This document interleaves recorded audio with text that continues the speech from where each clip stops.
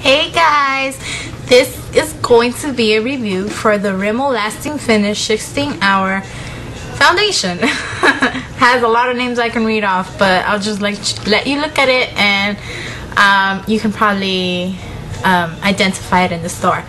So this one I have is in 201 Classic Beige. Not a perfect color match. It is kind of pinky for me, but it is the closest. I am also going to be doing a demo along with the review, so I'll be like speaking about it as I apply it. But I do want to say that one thing I don't like about this foundation is, or at least the line of foundation, is that they don't have a lot of color, like a big color range. So I don't really have a good color match that fits me. The next color down from this is like super dark, and the above one is super light, and this is like my shade but pink undertoned, so I have to kind of work with it with bronzers and stuff to like blend it in. But the foundation itself, I do love it. It is very long lasting and it is full coverage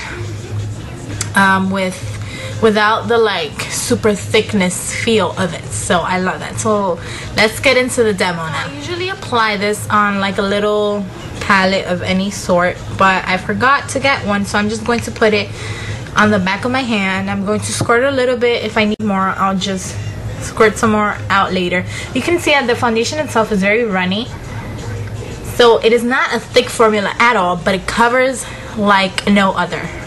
The brush I'm going to be using is this Sigma Flat Top Synthetic Kabuki brush. It's F80.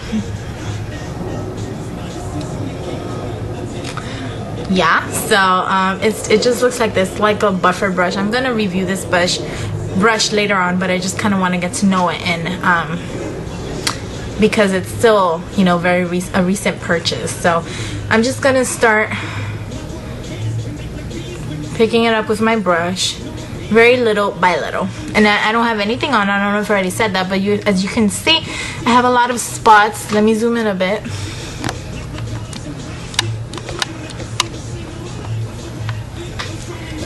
So I have a lot of spots from acne, some scars, and this covers them really well. Now I don't know if you can tell already, but it's super pink. So what I like to do with this brush is just buff it in circular motions.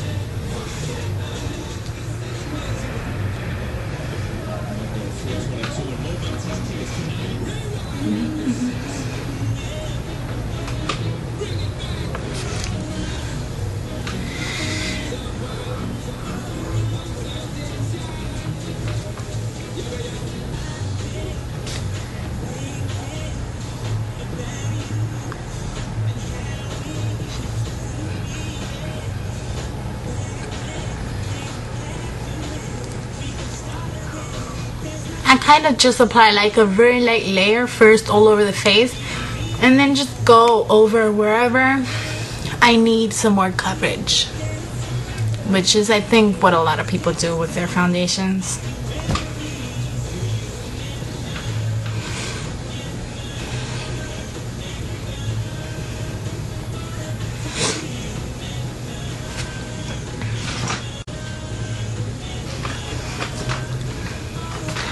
As you can see, I don't know if you can, my face is looking pretty pale.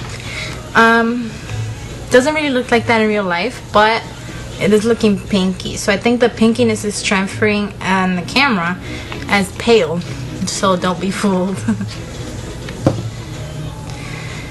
I squirted some more into my hand, and now I'm going to go over the areas where I need some more coverage.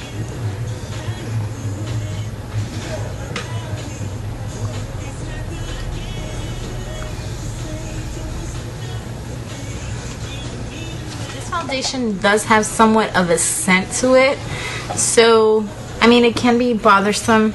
I can see how it can be bothersome to some people, but to me, really, it doesn't bother me.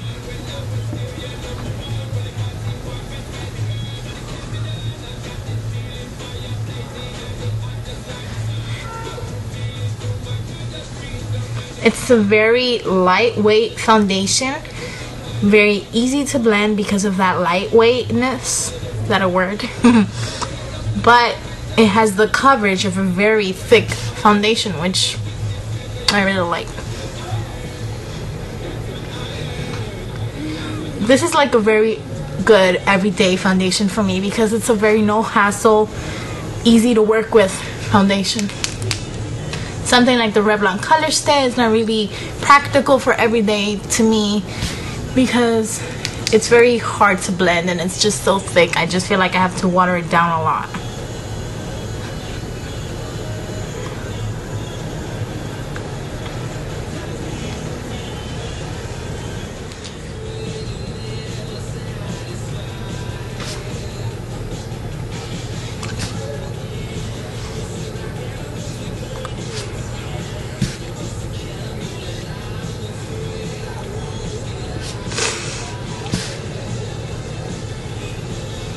It also works really good under the eyes to cover any dark circles that you may have.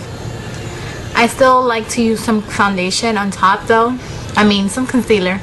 But it works really good as a base so that you don't have to use as much concealer, so it doesn't really have a chance to cake. So now that I'm basically all washed out and my face looks super pale on camera, I promise guys, it doesn't in real life. It just looks pink but not pale. But I'll just close up and show you how it covered. Now you can still see some little spots, but that's just personal preference. I think that applying so much foundation on in order to cover every single discoloration is just so natural, and it can just look so heavy and obvious foundation, you know? So that's just not me. Of course, that's your own personal preference, but if that is your preference, you can totally achieve it with this. Just keep on applying more foundation. So I am done applying my foundation.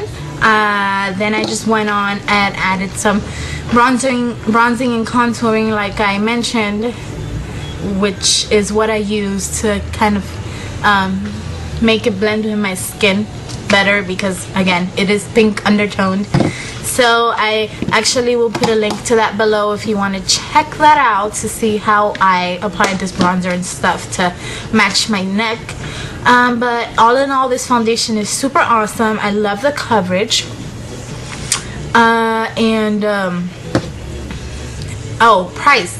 It's super affordable. I think it's like definitely less than $8 or maybe $8, but super affordable, and you can catch it in the drugstores and buy one get one free sales or buy one get one with 50% off of Rimmel products. What else?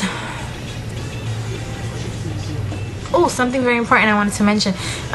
Rimmel does have a primer that I feel works awesome in conjunction with this foundation. I feel like when I use the primer with this foundation, excuse me, my oil control will be more controlled. My oil production will be more controlled throughout the day. So I would definitely buy this. That's actually how I got these two. Buy one get one 50% off. So I feel like they work awesome together and they work awesome on their own as well. So I hope you guys enjoyed this video and look forward to more foundation reviews / demos. Okay, till next time guys.